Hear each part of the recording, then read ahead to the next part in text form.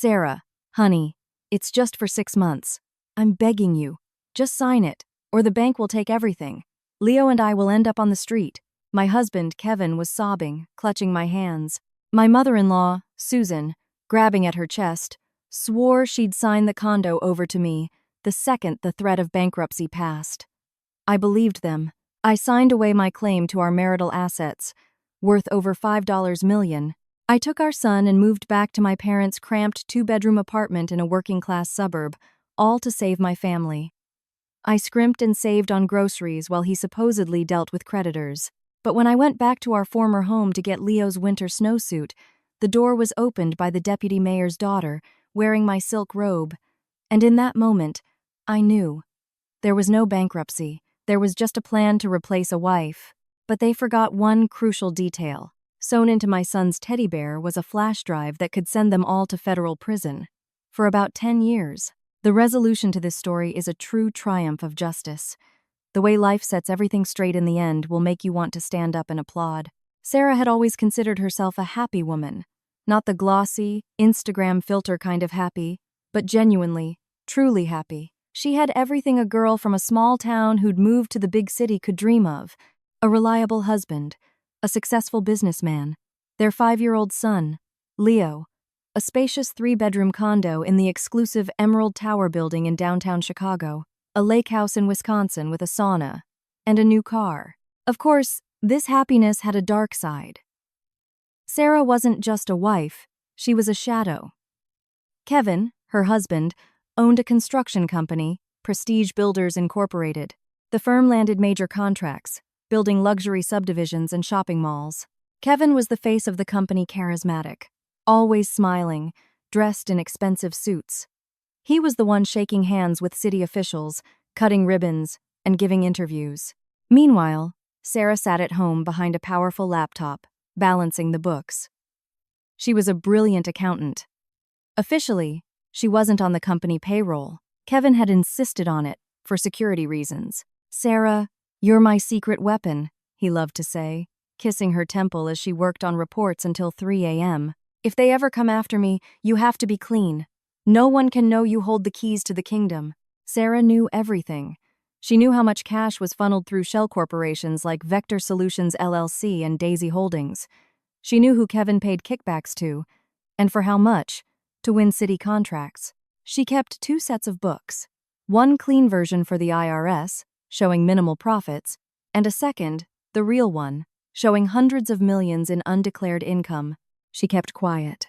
It was for the family, for Leo's future, for the ability to fly to the Maldives twice a year and not look at price tags in stores. She convinced herself this was how everyone at their level lived, that these were just the rules of the game. The storm broke on a rainy Tuesday in November. Kevin came home, but not with his usual swagger. He stumbled into the condo, pale, hands trembling, and went straight to the bar. He poured a glass of whiskey and drank it in one gulp. Sarah, who had just put Leo to bed, came out into the living room. "Kevin, what's wrong? You look like you've seen a ghost." "It's over, Sarah," he said hollowly, staring at the wall. "They're coming for us." "Who? Competitors?" "Worse. The IRS and the FBI. A subcontractor we used to launder money for the concrete got busted. The CEO flipped on everyone, and now they're digging into me. They're going to pierce the corporate veil." Sarah felt a chill run down her spine. As an accountant, she knew exactly what that meant. Total financial ruin. If they can prove I was moving assets out of the company, they'll seize everything. The condo, the lake house, the cars, our bank accounts. We'll be left with nothing. Leo will get kicked out of his private preschool. We'll have nowhere to live. Kevin fell to his knees in front of her. He grabbed her legs and began to cry. It was the first time in their 7-year marriage she had ever seen him weep. "Forgive me. I wanted to give you everything, and now I've lost it all." "Kevin, get up!" Sarah started to cry too, stroking his hair. "We'll figure something out. We have a lawyer." "The lawyer's already been here," Kevin said, his eyes red. "There's only one way out. It's risky, but it's our only chance." "What is it?" "A strategic divorce." Sarah recoiled. "A divorce? Why?" "Listen to me carefully. Before they can freeze our assets, we have to get divorced. I'll sign everything over to my mom, Susan. She's a retired teacher. She has a spotless record. If the assets are in her name, the feds can't touch them. And you'll have to sign an agreement waiving any claim to the property. We'll say we divided everything amicably. I took the business assets and the debt, and you got a cash settlement. But that's fraud, Sarah whispered. It's our salvation, Kevin pleaded. Sarah, it's just on paper. We'll still live together. Nothing will separate us. We'll just be strangers legally. We wait a year, the storm passes, I settle things with the IRS, and we'll get married again. I promise you. We'll have that big wedding you always wanted, with the white dress and everything. The next day, her mother-in-law arrived.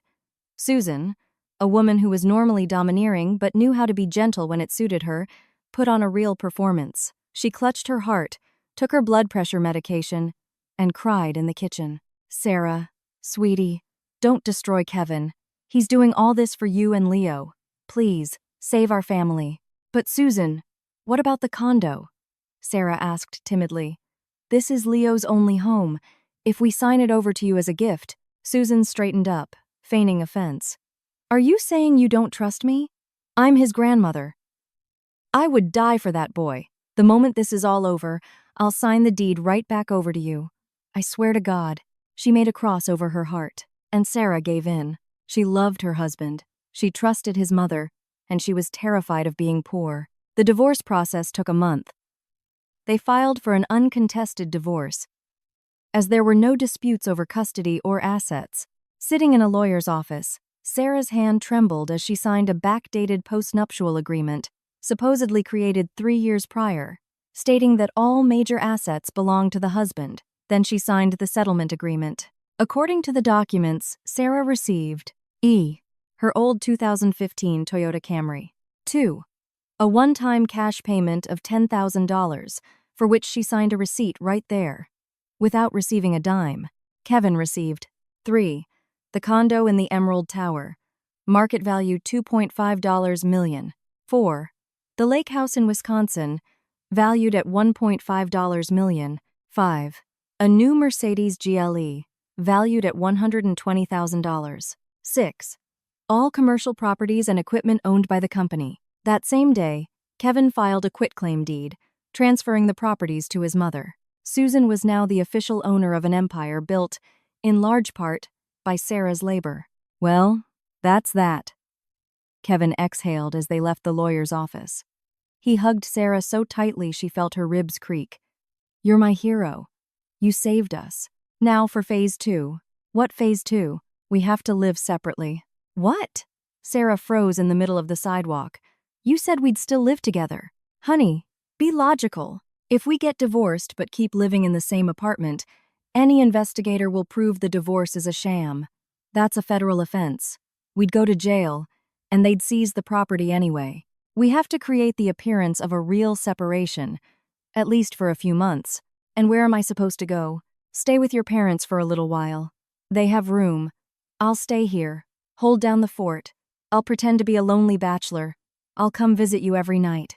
I swear, it's just for a couple of months until the investigation dies down. Packing her things was humiliating. The neighbors eyed her suspiciously as she carried boxes of toys and clothes out. Leaving him? Sarah? A nosy neighbor from the 5th floor asked with a smirk. No, just renovating, Sarah lied, swallowing her tears. She moved back in with her retired parents in their small apartment on the outskirts of the city. They were shocked, but following Kevin's instructions, Sarah told them the same story. It was a temporary measure to protect the business. The first month was bearable. Kevin came 3 times a week, bringing groceries, playing with Leo, and kissing Sarah in the hallway, whispering how much he missed her. He didn't give her any money, though. All my accounts are frozen, Sarah. I'm living on ramen noodles myself. Just hang in there. We'll get through this. Sarah held on. She used her modest savings from some freelance work she had done. During the second month, his visits became less frequent. Sorry, babe. Lawyers, depositions, my head's spinning, he would text. The phone calls got shorter. Kevin's voice changed, becoming distant and irritated. Kevin! Leo ripped his winter coat. I need money for a new one. Sarah, can't you just borrow from your parents? I told you. I'm tapped out. I'm putting gas on a credit card. Don't you understand the situation? Sarah cried into her pillow at night, trying not to wake her son. She felt something was deeply wrong. Her intuition was screaming, "Danger!" But she pushed the thoughts away. He couldn't do this to them. They were a family. The end came in late January. A bitter Chicago cold snap hit. Leo had outgrown his winter snowsuit. Sarah remembered a new one, bought a size up last year, was stored in a closet in their old condo. Kevin hadn't answered his phone in 3 days. "The subscriber you have dialed is not available." Sarah decided to go herself. She still had her keys. Kevin never asked for them back, she thought. It's still our home. She left Leo with his grandmother, got into her old Toyota, and drove across the city. Her heart pounded as she rode the elevator up to the 14th floor. The familiar door. She put the key in the lock. It wouldn't turn. She tried again. The lock wouldn't budge. He changed the locks. The thought flashed. Probably for security. She rang the doorbell. She heard light, quick footsteps inside, not a man's. The door opened. Standing in the doorway was a young woman, maybe 25. A stunning blonde with plump lips and eyelash extensions. She was wearing Sarah's silk robe, the azure one Kevin had given her for their anniversary. And the woman was pregnant. The baby bump was still small, but it was clearly visible under the thin silk. "Can I help you?" the blonde asked, chewing on an apple. Sarah froze. Time stopped. She stared at her robe, her slippers with the little pom-poms also hers on this stranger's feet, in her home. I'm here to see Kevin," Sarah managed to say, her voice sounding alien to her own ears. "Kev's in the shower. Who are you?" "The cleaning service. You ordered for tomorrow, not today." Just then, Kevin walked out of the bathroom, a towel wrapped around his waist, flushed and content. When he saw Sarah, he stopped dead. For a split second, fear flickered in his eyes, but it was immediately replaced by a mask of annoyance and relief, as if he was tired of lying and glad it was finally over. "Brittany, honey, go to the bedroom," he said softly to the blonde. "This is work." Brittany, apparently, was her name. She sniffed dismissively, but walked away, closing the bedroom door. "Don't be long, sweetie. We still have to pick out a crib." Kevin stepped into the hallway, pulling the front door closed behind him, leaving Sarah on the landing. "What the hell are you doing here without calling?" he asked harshly. Sarah stared at him, unable to recognize the loving husband who had wept at her feet. "Who is she, Kevin?" she asked quietly. "That's Brittany, my fiancé." "Fiancé? What about me? What about the fake divorce?" Kevin sighed, leaning against the doorframe. "Sarah, you're not stupid. You're an accountant. You should understand the numbers." "What numbers?" "The numbers are this. Brittany is the daughter of Robert Vance, the deputy mayor for construction. With her, my business won't just survive, it will soar. With you, I was treading water. You're a good woman, Sarah. Convenient. But you're my past." The scale of the disaster began to dawn on her. "You made up the bankruptcy?" "Not entirely. There were problems, but marrying a city official's daughter solves them a lot faster than you penny pinching. The divorce was necessary to clean up my assets before starting my new life. Brittany's dad doesn't like his future son-in-law to have baggage and property disputes. You threw me and our son out on the street. You took everything." "Not everything. I left you the Toyota and $10,000 on paper. I could have left you with nothing. Be grateful I didn't have you thrown in jail." "Jail?" Sarah choked on her indignation. "Me? You. You kept the black market books. Your signatures are on all the cash-out slips. If I wanted to, I could say you were embezzling from the company, and I had no idea. So, Sarah, let's just part ways quietly, without any drama." Sarah looked at him. Her world had collapsed. The man she had loved for 10 years was a monster. He had planned all of this, he and his mother, the mother-in-law who had sworn to God. "And Susan?" Sarah asked. "Does she know too?" "Mom adores Brittany," Kevin smirked. "Brittany takes her to spas and buys her designer handbags. All you ever gave her were knitted sweaters." "It's over, Sarah. The audience is finished. Now give me your keys." "They don't work. You changed the locks." "Oh, right. Well, in that case, just get lost and don't ever come back here. You'll get official child support. I've set my salary at minimum wage. You'll get about $200 a month, enough for Leo to get an ice cream cone now and then." He turned and went back inside the apartment. The deadbolt clicked shut. Sarah was alone in the cold hallway. She wanted to scream, to pound her fists on the door, to scratch that woman's eyes out. But she stood motionless. The tears that had been choking her moments before suddenly dried up. In place of pain, a coldness settled in. An icy, clear coldness. She remembered Kevin's words. "You're an accountant. You should understand the numbers." Yes, she understood numbers. And she remembered them. She walked slowly toward the elevator. Her mind began to boot up like a computer, loading data. Kevin thought she was a quiet, convenient little mouse. He forgot that she was the one who had designed his entire tax evasion scheme. He forgot that she still had access to the cloud storage where backups of the company's QuickBooks files for the past 5 years were stored. And he forgot about a little plush teddy bear.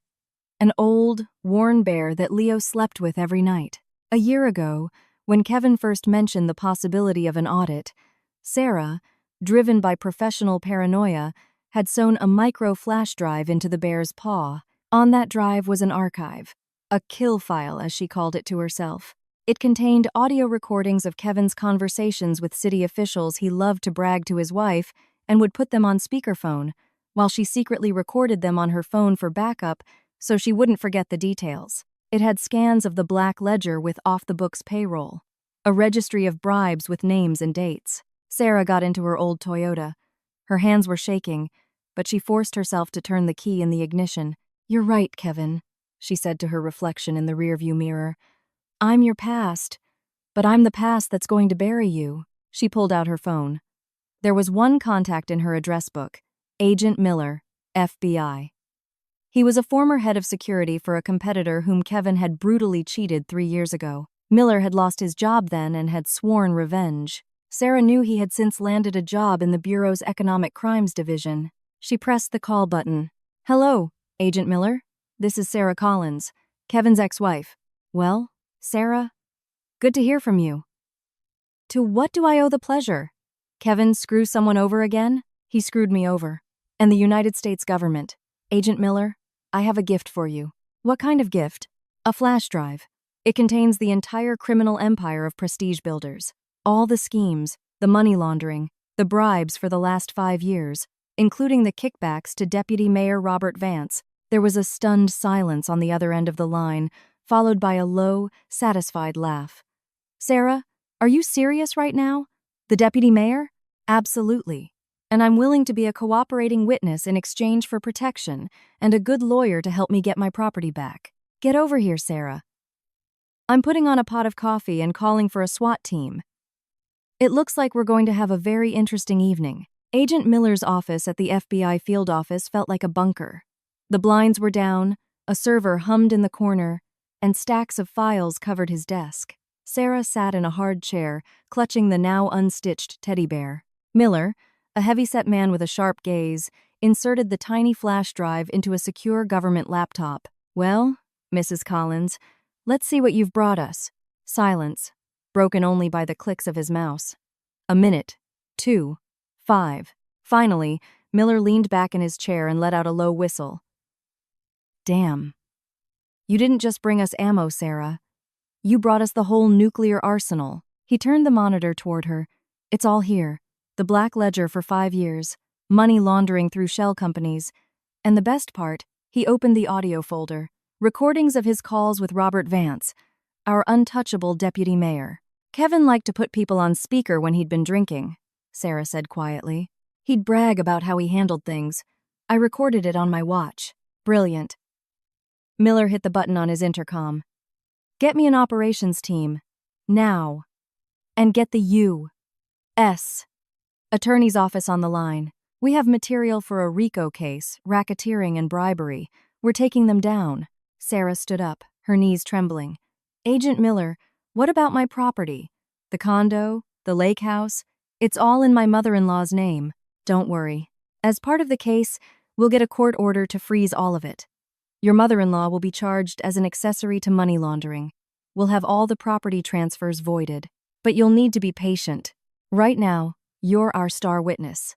We're moving you to a safe house until the arrests are made. Because when we take them down, it's going to be a war." The next morning, 6 a.m. The Elite Emerald Tower was quiet. Inside the condo, Kevin was asleep, his arm around Brittany. He was dreaming of buying a new yacht.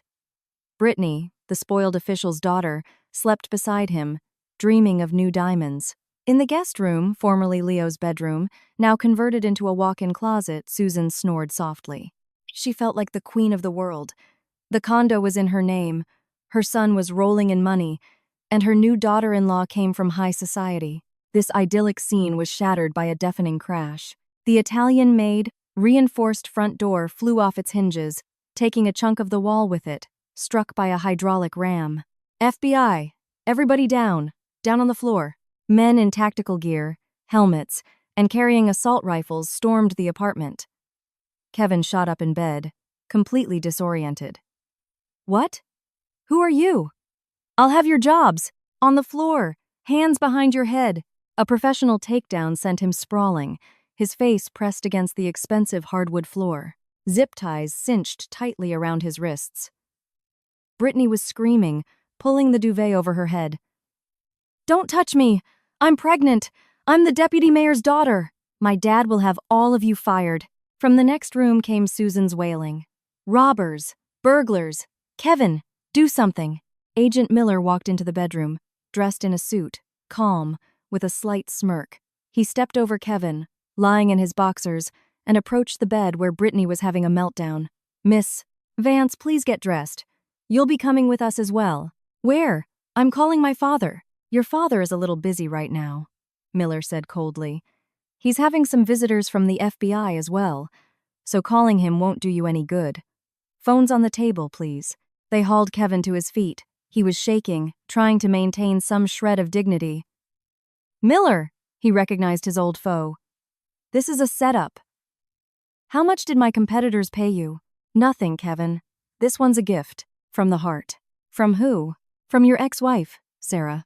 Kevin froze. His eyes widened in disbelief. Sarah? She's a mouse. She can barely do basic arithmetic. That mouse was holding on to your secrets better than you were. And now, she's cashed them in for justice. The search lasted 5 hours. The agents were thorough, tearing up floorboards and slicing open sofa cushions. In a hidden safe behind a painting, the code for which Sarah had provided, they found $500,000 in cash in vacuum-sealed bags, a duplicate of the black ledger that Kevin had foolishly kept at home, and the original property deeds he had transferred to his mother. They interrogated Susan in the kitchen. So, you're a retired teacher with a pension of what, $1,500 a month? How did you come to acquire real estate worth over $4 million? An agent asked. I saved up, Susan stammered, swallowing a Xanax. An inheritance from my grandmother. Which grandmother? We've already checked the county records. These transactions happened last month. This is a fraudulent transfer intended to hide assets. That's a felony, ma'am. Accessory to money laundering. You're looking at up to 7 years in federal prison. Susan slid down the wall. I didn't know. It was Kevin. He said we had to do it. He made me. Please, don't send me to prison. I'm an old woman. They brought Kevin in for questioning that evening. In the interrogation room, he tried to play dumb. I'm an honest businessman. This is slander. I demand a lawyer. The investigator silently played an audio file on a laptop. It was Kevin's voice, drunk and arrogant. Yeah, Bob, it's all set. I'll drop off the $200,000 in a briefcase tomorrow. The contract is ours. We'll screw over the other bidders, water down the concrete with sand. No one will ever know.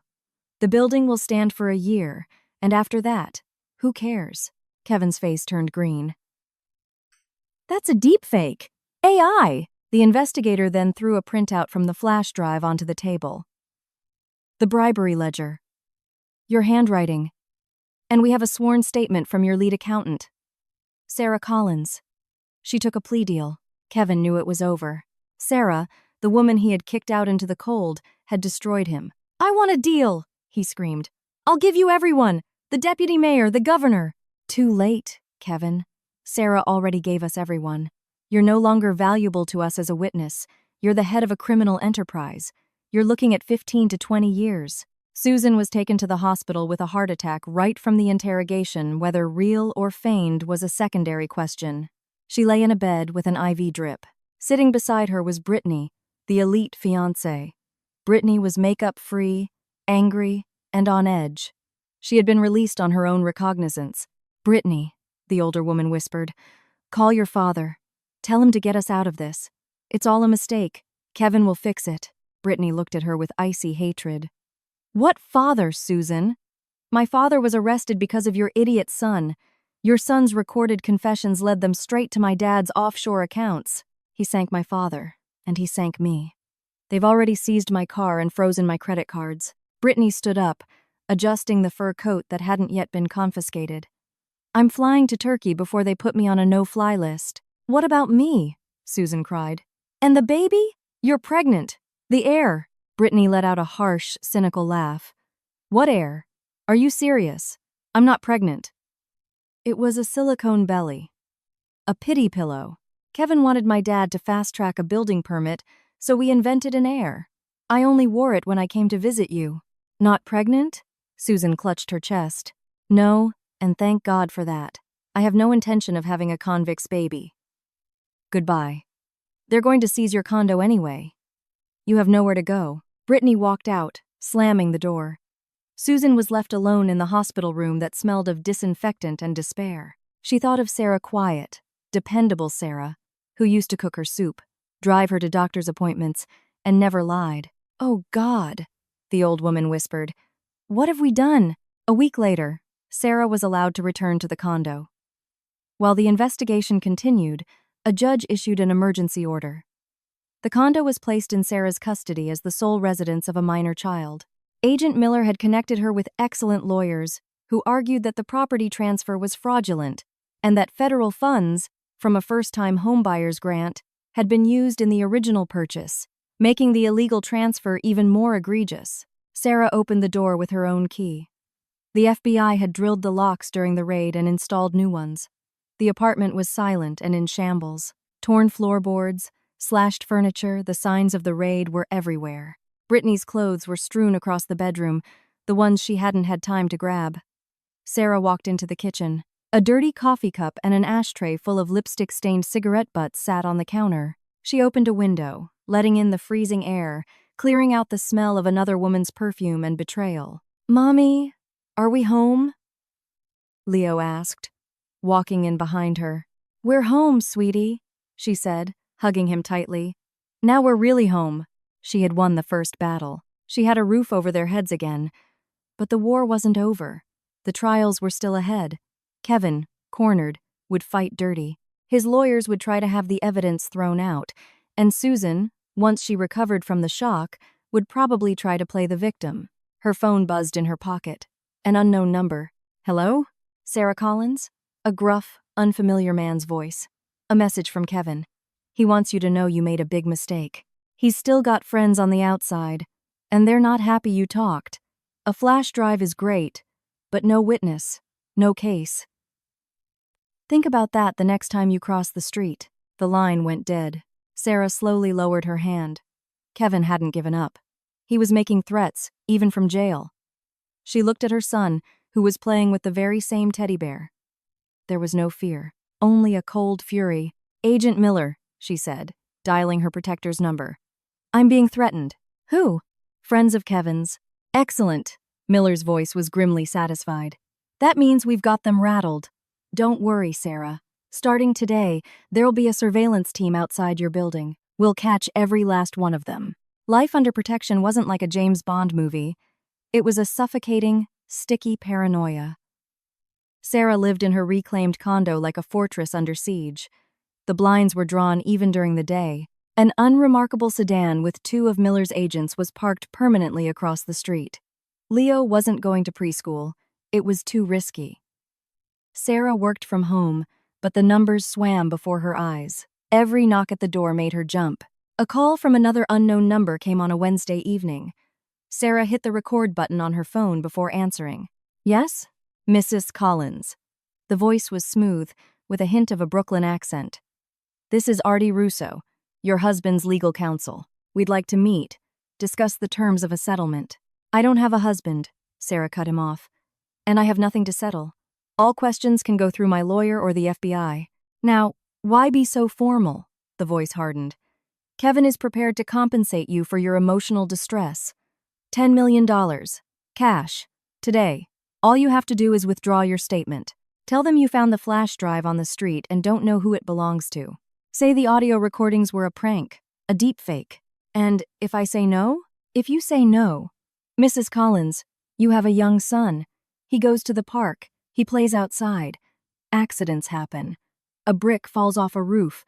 A car runs a red light. You have 1 hour to think about it. Sarah hung up, her hands like ice. She immediately called Miller. They're offering money and threatening Leo, Artie Russo. We know him. A fixer for the mob.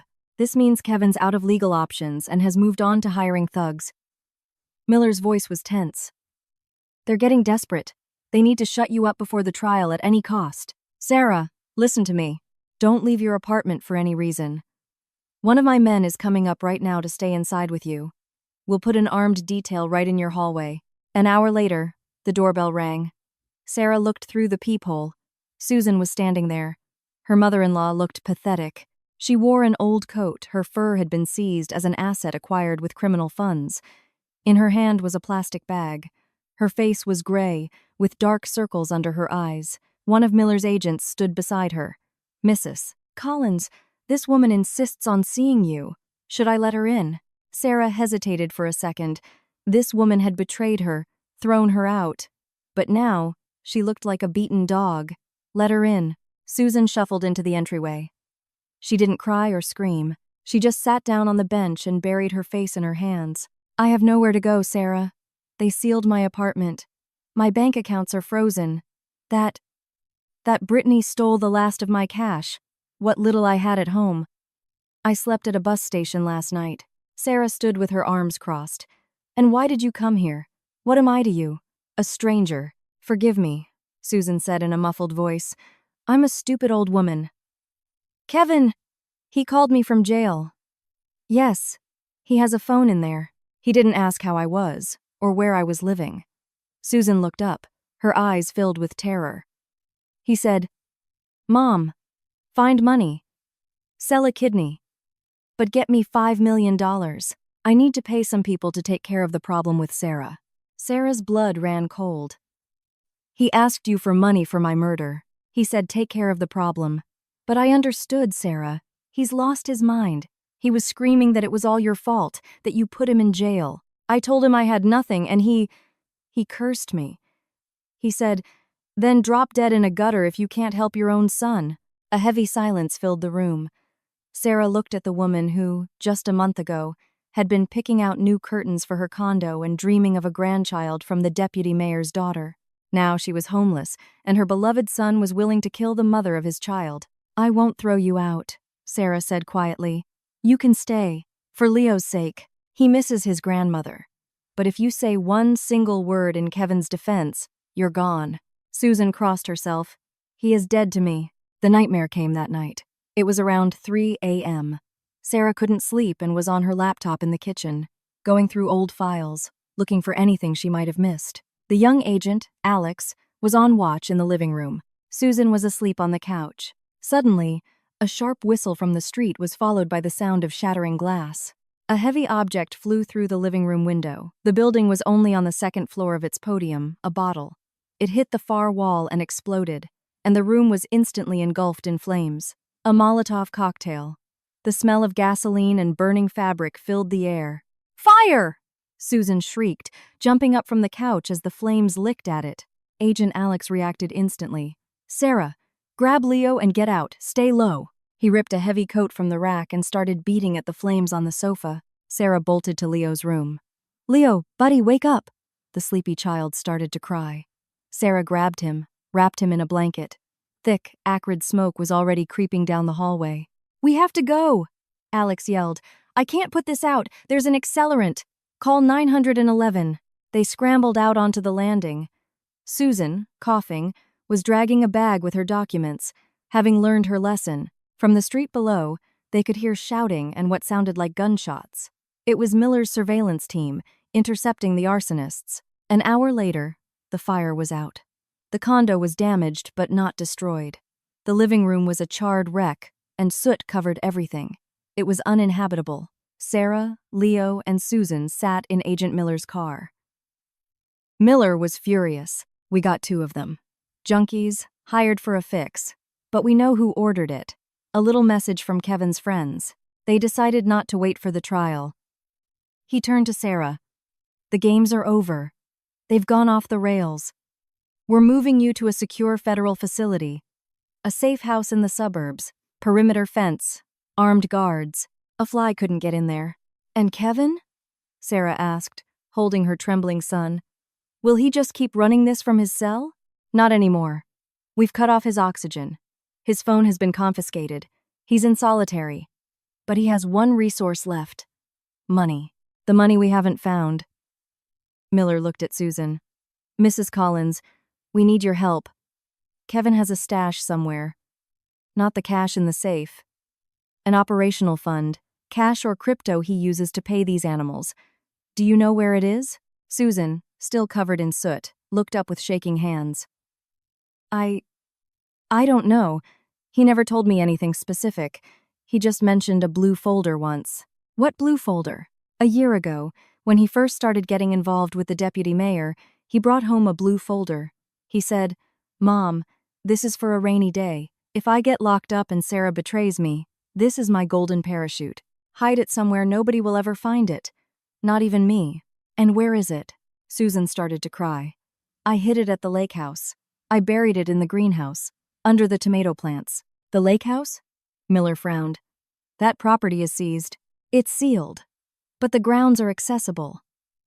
We have to go, Sarah said firmly. If Kevin's friends find out about that folder before we do, they'll get to it first, and then he can buy his freedom, or our deaths. Dawn. The Pine Ridge Lake community in Wisconsin. The operation was like a military maneuver. 2 unmarked vans of FBI agents blocked off the street. Sarah, Miller, and Susan walked onto the property. The house was dark, with federal seizure notices taped to the doors. The same house Kevin had gifted his mother to protect from confiscation. Where's the greenhouse? Miller asked. Back there, behind the sauna, Susan pointed. They trudged through the snow. The greenhouse was old and glass-paned. Inside, it smelled of earth and decaying leaves. Right here, Susan said, pointing to a raised bed in the corner.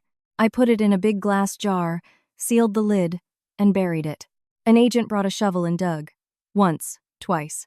A clink of glass on metal. Miller pulled a large mason jar from the dirt. Inside, rolled into a tube, was a blue plastic folder. He broke the jar on a rock, took out the folder, and opened it. Inside wasn't money. It was a single sheet of paper with a list of 12 English words, a seed phrase. Sarah realized instantly. It's access to a cryptocurrency wallet. How much is in it? Miller asked. Sarah looked at a second piece of paper, a printout of transactions.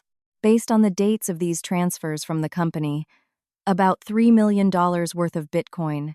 Miller whistled. There it is, the golden parachute. With that kind of money, he could buy a judge, a prosecutor, and a helicopter escape. Suddenly, Miller's radio crackled to life. Unit 1, be advised. 2 vehicles approaching the location. Black SUVs, no plates. They're coming in hot. Miller drew his weapon instantly. To the sauna! Everyone, now! He yelled at Sarah and Susan. Kevin's welcoming committee. He must have gotten word out before they put him in solitary. Sarah grabbed Susan's arm and dragged her into the small brick sauna building.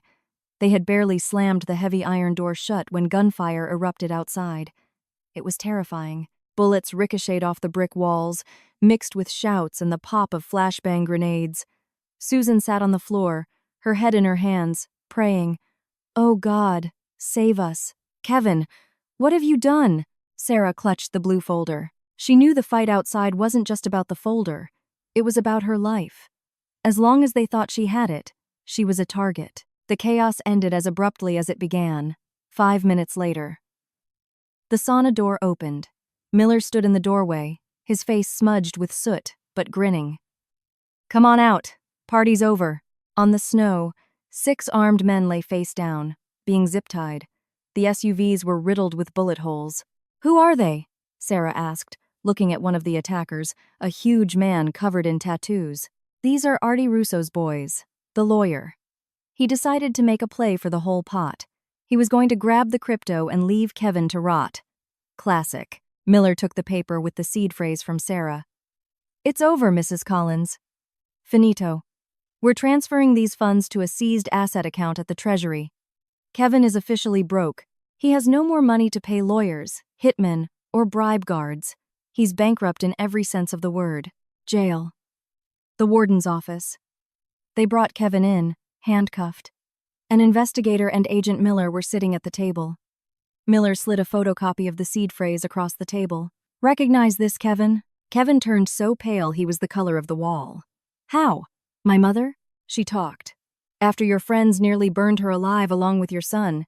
You crossed a line, Kevin. You tried to have your family killed. I didn't. I just told them to scare her. Tell it to the judge. Your wallet has been seized. Your accomplices have been arrested and are already singing like canaries. Your lawyer, Artie, is in the next cell block. You're alone, Kevin. Completely alone. Kevin dropped his head onto the table and began to howl. It wasn't the sound of remorse. It was the sound of a wild animal caught in a trap, realizing it couldn't chew its own leg off to escape. That evening, Sarah, Leo, and Susan were settled into a secure apartment. Sarah put her son to bed.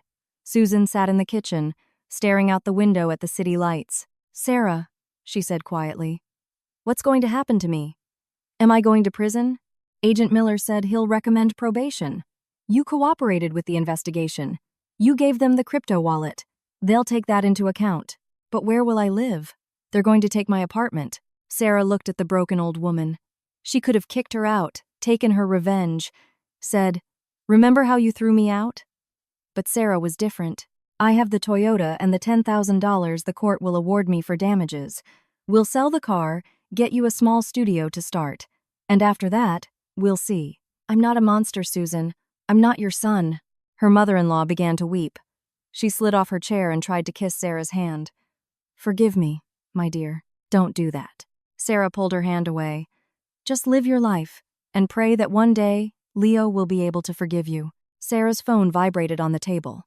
A text from Agent Miller. Trial date's been set. 1 week. Get ready, Sarah. Kevin's new defense is that he's going to testify against you. He's going to claim you masterminded the whole thing, that he was just a figurehead and you were the criminal accountant. It's his last-ditch effort to drag you down with him. Sarah read the message. There was no fear. She walked to a mirror, adjusted her glasses. You want a war, Kevin? She whispered. You'll get one. I'm not just going to show the court the numbers. I'm going to show them who you really are. The day of the trial. The district courthouse was surrounded by news vans. The Prestige Builders case was the biggest story in the state. Reporters crowded the entrance, waiting for the defendants. Headlines screamed, Construction Mafia Busted. Wife Betrays Corrupt Husband. The Battle for Millions. Sarah arrived in an FBI vehicle. She wore a severe, dark blue suit, her hair in a neat bun. She looked calm, but Agent Miller, sitting beside her, could see the white in her knuckles as she clutched her handbag. Don't you worry, Sarah, he winked. The truth is a weapon they don't have body armor for. I'm not afraid, she answered. I just want it to be over. The courtroom was hot and crowded. In the defendant's box sat 3 men, Kevin, his nominal CFO, the one he used to blame things on, and his head of security. Kevin had changed. He was thinner, haggard, but his eyes burned with a vicious, fanatical light. He looked at Sarah not like a wife, but like an enemy to be destroyed.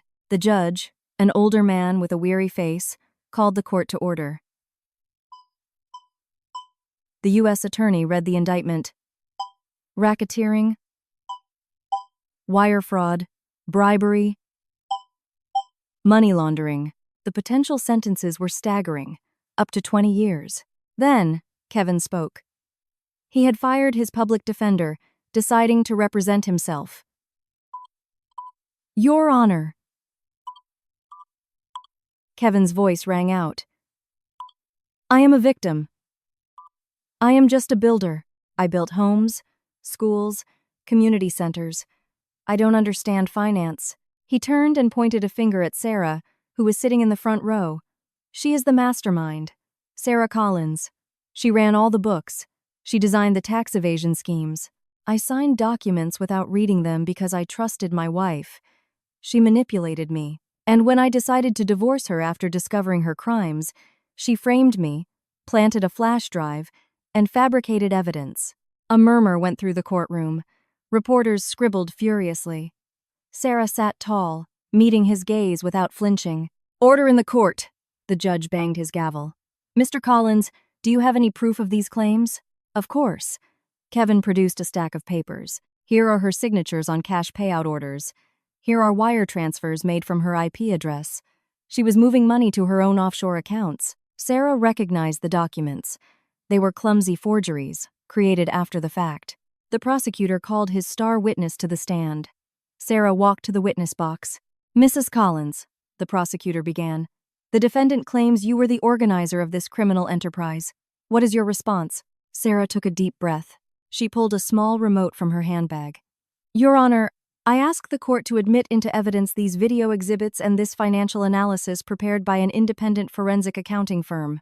On the large screen in the courtroom, charts and tables appeared. "Kevin claims I controlled the finances." "Very well. Let's look at the expenditures." She pointed to a graph. "Here is a transfer of $500,000 in March of 2023. Where did that money go?"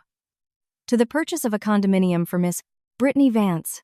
Am I to believe I was buying a condo for my husband's mistress?" A few chuckles rippled through the gallery. "Next, August 2023.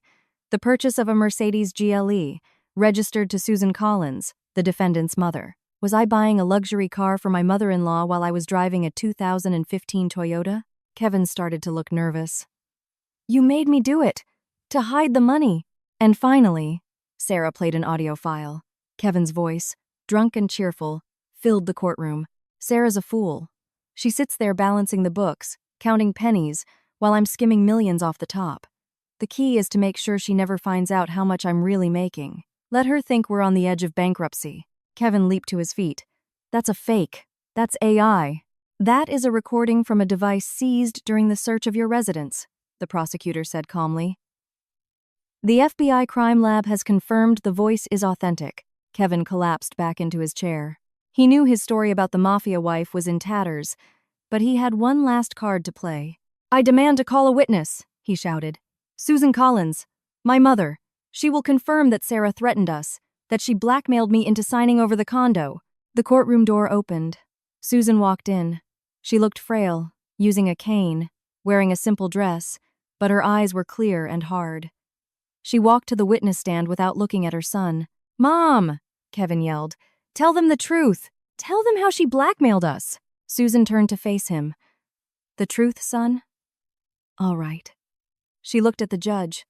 "Your Honor, my son is a liar." A dead silence fell over the room. "Sarah never threatened us. I was the one who begged her to sign the divorce papers. I was the one who swore to God I would give her the condo back. I betrayed her. I threw her and my grandson out onto the street on my son's orders." "What are you saying, you old fool?" Kevin screamed, losing all control. "They bought you." "I wasn't bought," his mother said quietly. "I was almost burned alive by your friends in the very condo you were trying to save." She pulled a letter from her pocket. "And one more thing. Kevin sent me this through his lawyer last week." She handed the paper to the prosecutor. The prosecutor read it aloud. "Mom, if you don't pin this all on Sarah, I swear I'll take you down. Say she's a drug addict. Say she beat Leo. I don't care what you lie about. I need to get out of here, or I'll find a way to get you, even from inside." It was over. Kevin slumped onto the bench, burying his face in his hands. His own handwriting, his own threats. He had tightened the noose around his own neck. The verdict. The jury deliberated for 3 hours. The verdict was severe. Kevin Collins, found guilty on all counts: racketeering, fraud, money laundering, and perjury. Sentence: 14 years in a federal penitentiary with forfeiture of all related assets. Susan Collins, found guilty of accessory to money laundering. In light of her cooperation with the investigation and testimony, sentence: 3 years probation. Civil judgment: the court ruled the postnuptial and divorce settlement agreements to be null and void. The condominium in the Emerald Tower was awarded to Sarah Collins and her minor son as their primary residence. The lake house, commercial properties, vehicles, and all seized funds, including the contents of the cryptocurrency wallet, were to be forfeited to the U.S. government to pay restitution and fines. As the marshals led Kevin away, he stopped in front of Sarah. "Are you happy now?" he hissed. "You've left your son without a father." Sarah looked him directly in the eye. For the first time in years, she felt no fear of this man. "I saved my son from a father who was willing to sell him for Bitcoin. Goodbye, Kevin." 2 years later, Sarah sat in her small but elegant office in the city center. The plaque on the door read, "Collins Forensic Audits, Financial Security and Consulting." After the high-profile trial, she had clients lining up. Honest businessmen wanted her to audit their accountants, and the wives of billionaires wanted to know if their husbands were hiding assets before a divorce. Sarah became known as the auditor with X-ray vision. She made a good, honest living. Leo was in the 1st grade at that same elite private school, but now Sarah paid the tuition herself. That evening, she stopped at the grocery store and bought food and a cake. Then she drove to a quiet neighborhood on the edge of the city, to a simple apartment building. She went up to the 3rd floor and rang the bell. The door was opened by Susan. She had aged considerably and walked with difficulty. She lived in a small 1-bedroom apartment that Sarah paid the rent on. "Sarah! Leo!" The old woman's face lit up. "Hi, Grandma." Leo hugged her. He didn't know the whole truth. To him, his grandmother was just sick and lived in a different place. Come in, come in." "The kettle's on. I baked pies." They sat in the small kitchen. Susan looked at her former daughter-in-law with a gratitude and shame that hadn't faded in 2 years. "You're a saint, Sarah," she said, wiping away a tear. "If I were you, I wouldn't have let me pass the front door." "I'm not a saint, Susan." Sarah cut a slice of cake. "I just know that hate breeds more hate, and I want my son to grow up with love, not bitterness." Does he write?" Susan asked cautiously. "He writes," Sarah nodded. "Complaints to the ACLU, the UN, probably the Better Business Bureau. Demands a new trial. Says he's a political prisoner. God forgive his troubled soul. God might. The law won't." Sarah stepped out onto the small balcony. The city glittered with lights. Somewhere out there, life was happening. People were making plans, falling in love, getting divorced. Someone, right now, was probably signing a prenuptial agreement without reading the fine print. Someone was signing their house over to their mother. But Sarah knew she would never be a victim again. Her phone buzzed. A text from Agent Miller. "Sarah, got an interesting one for you. Major corporation, suspected of hiding $1 billion offshore. Need your help. You in?" Sarah smiled. She typed her reply. "Of course. On my way. Just have to grab my teddy bear." She went back into the kitchen, where her son and his grandmother were laughing, looking at his school drawings. This was her family. Strange, broken, but reassembled by her own hands. And this time, the foundation was solid, because it was built on the truth. Dear listeners who have accompanied me until the end of my story, how did you find today's tale? I'm curious about the impression it has left in your hearts and the thoughts it has sparked in you. Please feel free to share your impressions and opinions in the comments. I will carefully read each of them. The likes and subscriptions you give me are the greatest source of strength and motivation for creating better stories in the future. Please don't forget to do so. I sincerely wish that your life is always filled with happiness and good fortune, and that the warm light in your hearts never fades.